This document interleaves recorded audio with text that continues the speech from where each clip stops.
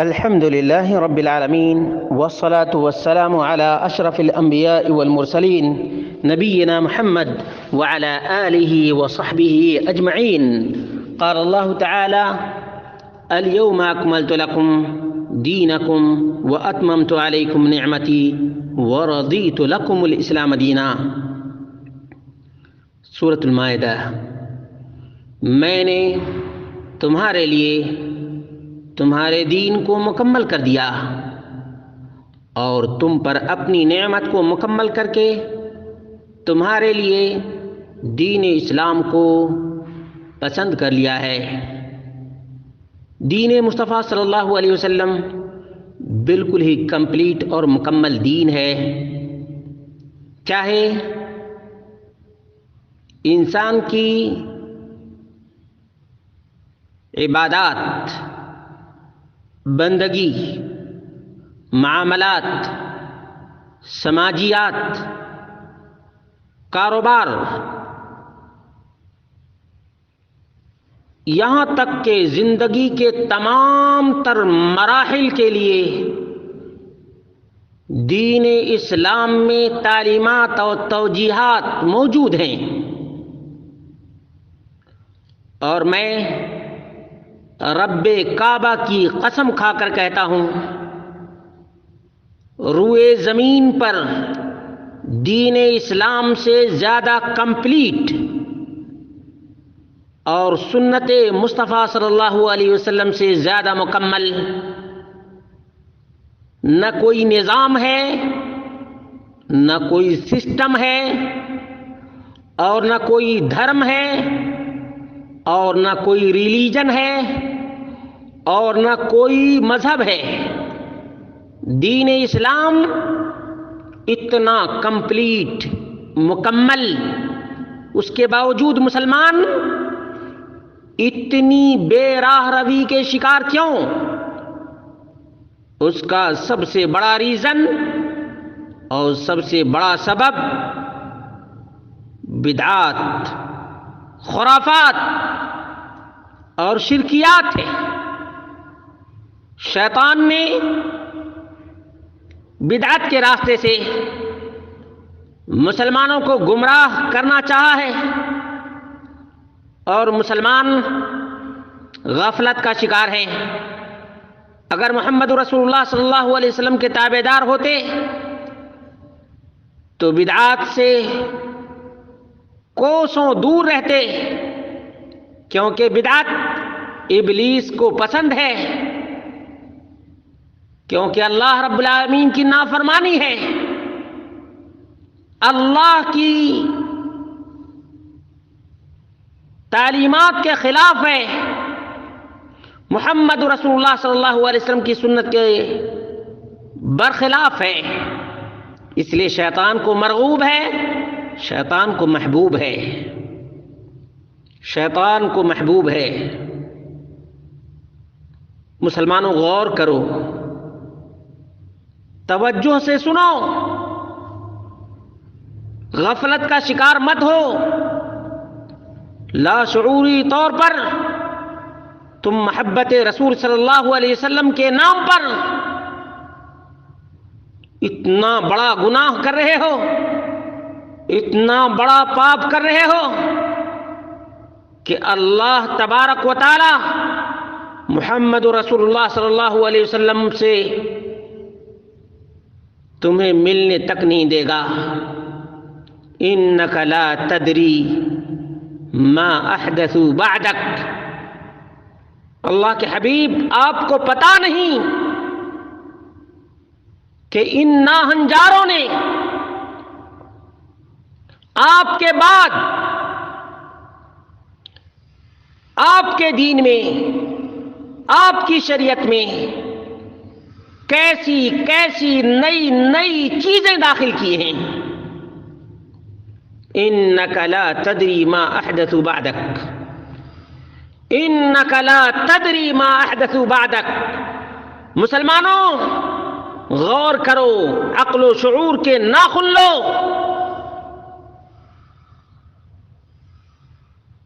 اور اللہ رب العالمین کے قرآن اور محمد رسول اللہ صلی اللہ علیہ وسلم کے فرمان پر اکتفا کرو. اور دیکھو صحابہ کرام نے کس طرح سے نبی اکرم صلی اللہ علیہ وسلم سے محبت کی، آپ کی تعلیمات پر عمل کیا، آپ کی تابعداری کی، آپ کی فرمانبرداری کی، لیکن بدعات کو کبھی بھی برداشت نہیں کیا. کسی بھی قسم کی بدعت کو در نہیں آنے دیا. کیا تمہیں معلوم نہیں کہ میلاد النبی یا جشن عید میلاد النبی نہ نبی کے زمانے میں، نہ ابو بکر کے زمانے میں، نہ عمر کے زمانے میں، نہ عثمان کے زمانے میں، نہ علی کے زمانے میں، نہ طلحہ کے زمانے میں، نہ زبیر کے زمانے میں، خیر القرون میں اس کا نام و نشان نہیں تھا. جبکہ اللہ کے رسول صلی اللہ علیہ وسلم نے فرمایا خیر القرون قرنی ثم الذین یلونہم ثم الذین یلونہم. اللہ کے رسول صلی اللہ علیہ وسلم کا زمانہ سب سے اچھا زمانہ، سب سے اچھے زمانے میں میلاد کا نام و نشان نہیں. صحابہ کرام کا زمانہ زبان نبوت اور زبان رسالت سے نکلا سب سے بہترین زمانہ. صحابہ کے زمانے میں میلاد النبی کا نام و نشان نہیں. تابعین کا زمانہ محمد رسول اللہ صلی اللہ علیہ وسلم نے فرمایا کہ اس کے بعد سب سے بہترین زمانہ تابعین کا زمانہ. تابعین کے زمانے میں جب میلاد النبی کا وجود نہیں تھا، جشن عید میلاد النبی کا نام و نشان تک نہیں تھا. ائمہ کرام امام ابو حنیفہ 80 ہجری میں پیدا ہوئے، امام مالک کے زمانے میں، امام شافعی کے زمانے میں، امام احمد بن حنبل کے زمانے میں، عبداللہ بن مبارک کے زمانے میں، کسی زمانے میں جشن عید میلاد النبی کا ذکر نہیں ملتا. کیا تم ان تمام اماموں سے بھی آگے بڑھ گئے؟ تم اپنے آپ کو عاشق مصطفیٰ کہنے لگے؟ اور آؤ عبد القادر جیلانی رحمت اللہ علیہ کا زمانہ تک آ گیا، لیکن کسی نے یہ عید میلاد النبی کا نام و نشان تک نہیں سنا. ان کے زمانے تک میں نبی اکرم صلی اللہ علیہ وسلم کی تاریخ پیدائش میں اختلاف رہا. عبد القادر جیلانی رحمت اللہ علیہ کو بھی 12 ربیع الاول کا پتہ نہیں، جس کو تم نبی اکرم صلی اللہ علیہ وسلم کی میلاد، نبی اکرم صلی اللہ علیہ وسلم کے جشن عید میلاد النبی تم مناتے ہو. کیا تمہیں پتہ نہیں اس کا موجد عراقی نجدی باغی طاغی بادشاہ نے ایجاد کیا ہے؟ اس کا نام مظفر الدین کوکبوری تھا. یاد رکھو 604 ہجری میں اس نے اس کا آغاز کیا ہے. اٹھاؤ تاریخ ابن خلقان، اسی نے اس کو ایجاد کیا اور لکھا اس نے شاہ اربل مجلس مولود کو ہر سال نہایت شان و شوکت سے مناتا تھا. جب اربل کے ارد گرد کے لوگوں کو خبر ہوئی تو شاہ اربل نے ایک مجلس قائم کی جس کو وہ بڑی عقیدت اور شان و شوکت سے انجام دیتا ہے. تو بغداد، موصل، جزیرہ، سجاوند اور بلاد عجم سے گویے، شاعر اور واعظ بادشاہ کو خوش کرنے کے لیے ناچ گانے کا آلات لے کر محرم ہی سے شہر اربل میں آنا شروع ہو جاتے. قلعہ کے نزدیک ہی ایک ناچ گھر تیار کیا گیا. کون سا گھر؟ ناچ گھر، ڈانس گھر، رقص کا حال تیار کیا گیا، جس میں کثرت سے قبے اور خیمے تھے۔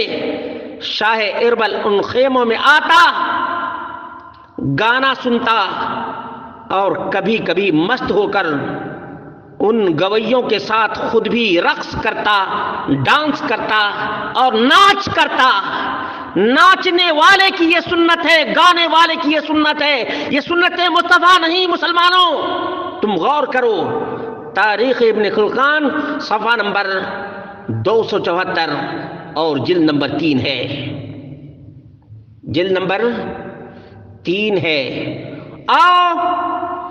بریلویوں کا پادری ہے منہاج القرآن والا، ستمبر 1991 صفحہ نمبر 19 پر اس نے لکھا ہے، شہنشاہ دنیا میں سب سے پہلے اربل کے بادشاہ نے میلاد شریف منانے کا اہتمام کیا، اور وہ بزرگ اور سخی حکمرانوں میں سے تھا۔ شیخ ابن دہیہ نے میلاد النبی صلی اللہ علیہ وسلم کے موضوع پر ایک رسالہ تنویر فی مولد السراج المنیر لکھ کر بادشاہ کو پیش کیا تو اس نے 1000 دینار انعام دیا۔ بادشاہ نے میلاد پر کتاب لکھنے والے کو کتنا؟ 1000 دینار انعام دیا۔ ایک شخص ایک دفعہ شاہ اربل کے پاس محفل میلاد کے دسترخوان پر حاضر ہوا تو اس نے بیان کیا کہ اس دسترخوان پر 5000 بھنے بکرے، 5000 بھنے بکرے، 10,000 روسٹ مرغیاں، 1 لاکھ نان، 1 لاکھ کھانے سے بھرے ہوئے مٹی کے پیالے اور 30,000 مٹھائی کی تشتریاں تھیں، اور بادشاہ ہر سال محفل میلاد پر 30 لاکھ دینار خرچ کرتا تھا۔ اٹھاؤ منہاج القرآن، یہ طاہر القادری کا پرچہ ہے، ستمبر 1991 کا ہے، دیکھ لو اعتراف جرم کس طرح سے منہاج القرآن والا، پاکستان والا طاہر القادری کا پرچہ کرتا ہے۔ مسلمانوں غور کرو اور عقل و شعور کے ناخن لو۔ یہ کرسمس ڈے کی طرح عید میلاد النبی منانا یہود و نصارہ کا طریقہ ہے۔ وضع میں تم ہو نصارہ تو تمدن میں ہنود، یہ مسلمان ہیں جنہیں دیکھ کے شرمائے یہود۔